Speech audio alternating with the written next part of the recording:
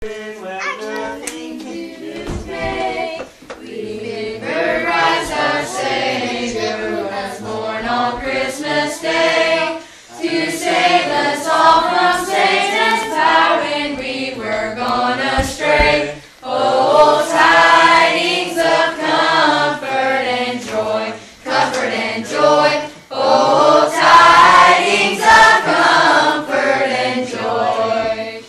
From God our Heavenly Father, a blessed angel came, and unto certain shepherds brought tidings of the same, how that in Bethlehem was born the Son of God by name. Oh, tidings of comfort and joy, comfort and joy. Oh, tidings of comfort and joy. And when they came to Bethlehem, where our dear Savior lay, they found him in a manger where oxen feed on hay.